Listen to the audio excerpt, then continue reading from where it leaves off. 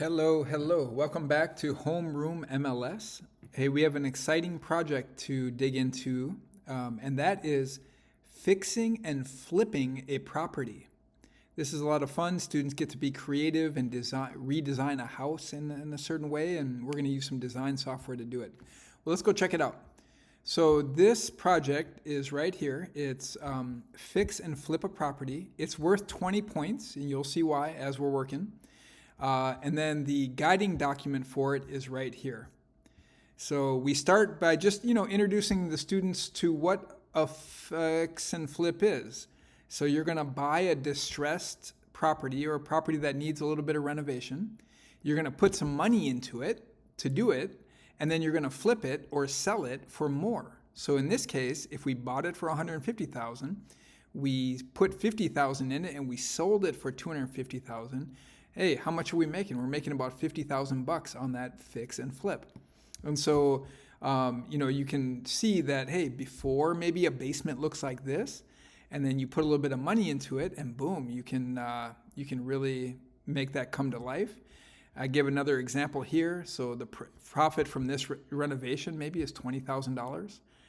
The profit, in other words, the value add is $70,000, right? Going from here to here, a customer is going to be willing to pay $70,000 more for a house with this than with this basement. But look, it cost you $50,000 to do all this renovation. And so the profit that you get to walk away with when you sell the house is $20,000. So that's the mathematics behind it. That's what we want the students to kind of get in their head. And we do it like this. We come to the website. Students are going to say, hey, I'm a student seller. They're going to choose their school. They're going to put in their password. They're going to go down to fix and flip a property. And then you can see all the steps. In this case, we have 4 steps. The first step is, hey, what is a fix and flip? I just give a little explanation here. I want the students to think about it a little bit and answer a few questions, nothing hard. And then they're going to go out to Zillow and they're going to purchase a property, but not just any property. We want them to purchase a property that has an unfinished basement. And so this shows you how to go to filters and then says, has a basement? Yes. But is it finished? No, unfinished. The result of that are going to be all the properties in the city that you're in that have unfinished basements. And so you're going to go out. Let's do that one together. So let's come here. We're for sale. And then you're going to go to filters. You're going to scroll way down to, hey, does it have a basement? Yep. But we want unfinished. And you can see these are, when I apply that, these are all the properties in my city that meet these characteristics and have an unfinished basement. So let's go check this one out. It'll be very important for the students to look in the images and see if they can find, there it is. So that's part of the basement. Oh, here it is right here. Interesting. We want the students to visualize what finishing this basement could look like. We want to take it from this concrete, bare storage area and turn it into some kind of cool living space with a bedroom, a bathroom, etc. All right, so that's what they're going to be doing. Once they find that property, they're going to stick it into our importer here and import it. It's going to import all the details. Now here's where the fun part comes in. We're going to be designing the basement using some free software called home.buy.me. Let's go out there and check it out. So now I'm already logged in. The first time you do this, you're going to have to actually log in and create a login. So you're going to have to create an account. It's all free. And the students will have to do the same thing. Ask them to use their student email and then just create a free account. They're going to, now from here, what I've done is I've created a template for the students. By the way, this works on iPads, on laptops, on computers. So this all just works. So here's the template that I've made them. And you can toggle between 2D So here's a 2D representation, two-dimensional representation, and then here's a three-dimensional representation.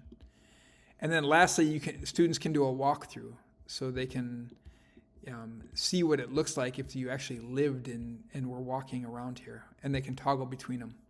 So this is really cool. Students love this. What students are going to do, now there's some things that can't change. Obviously, the foundation walls can't really change, right? We can't just extend the basement out, and we can't shrink it. So these walls have to stay the same. This right here are stairs. These right here are stairs. And, basically we got to keep these stairs in the same place. So, what's fun though is we have a little cavity back here. See, there's a little cavity under the stairs. And so you can work with your students to put in like a closet door here and have storage back here or something like that. Or maybe they move these utilities back here. So maybe they move the water heater and the furnace under the stairs. And that just is going to open up more living space. So that's the fun of it. They get to design this. Now, all of their design tools are up here. So if I click here, I can say add a wall, and I can come in here and start dragging out walls. Maybe I want to run a wall straight across here, and then maybe I want to run a wall across here. And maybe this is my bathroom and my bedroom, and so you can just have fun with this.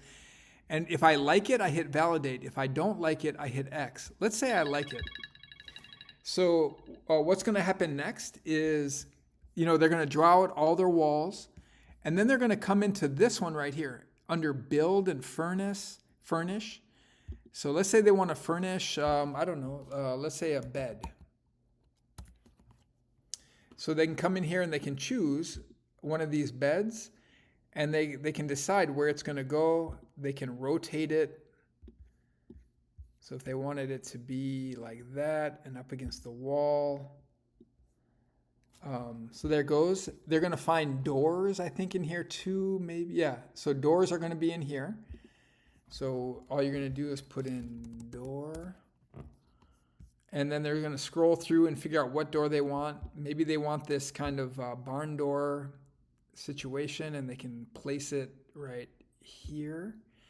Let's go see what that looks like in 3D. So you can see I just added a barn door to this bathroom. Why they would, I don't know, but you get the idea. Okay. And then all their bathroom components and stuff they're going to put in here. Essentially what they're going to do is they're building out a basement with at least one bedroom, a bathroom, a living space, and if they wanted, they could install a kitchenette. And so you can see here that these are the details. They're going to add in walls, doors, egress windows. Oh, that's important. You cannot, for a basement, you cannot consider a basement bedroom a bedroom unless it has an egress window. And so they're going to have to go find that, put it in, install it. They're going to install 1 or 2 bedrooms, a bathroom, a living area, and then a small kitchen, optional. Okay. Now they can move all of these around except for the stairs, but they need to keep these. So they can't just get rid of the washer dryer. They need to keep it, but they can move that around. Okay.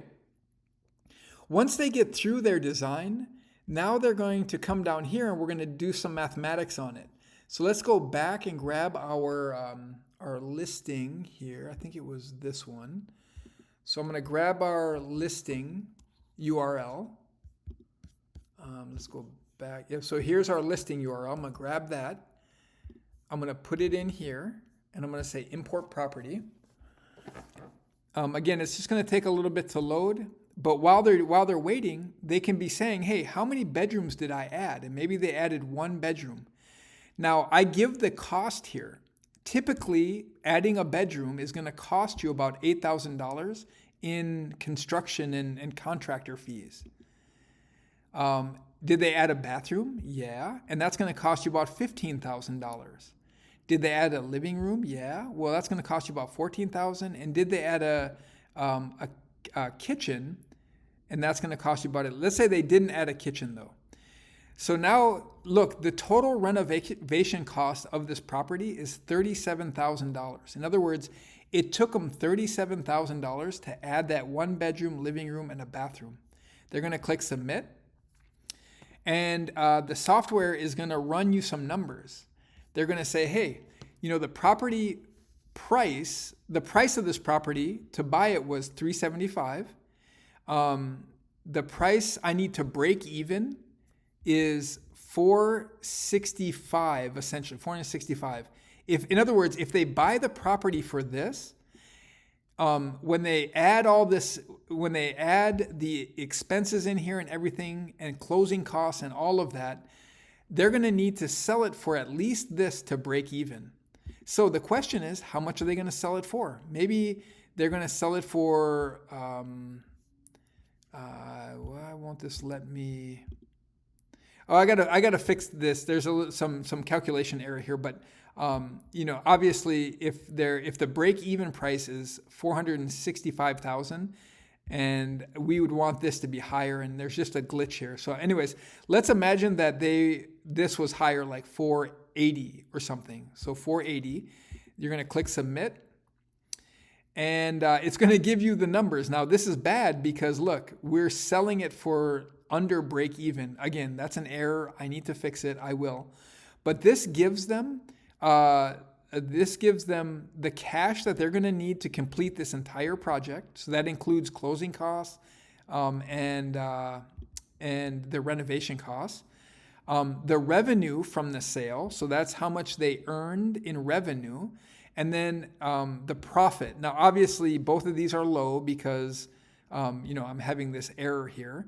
But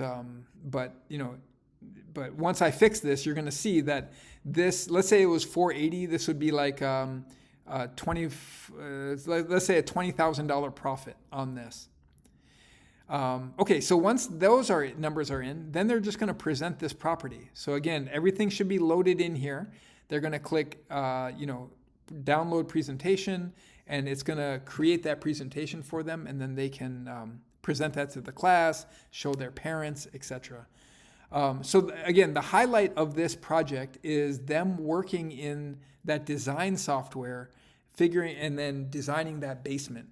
That's the highlight for the students. Again, once you grade it, you're going to come back here and you're going to enter that grade here, and then update their dashboard here. So yeah, that's the project. It's a really fun one. Students really love working in that design software, and you're going to love it too. And you're going to love seeing what they come up with. Again, if there's any questions, reach out with an email.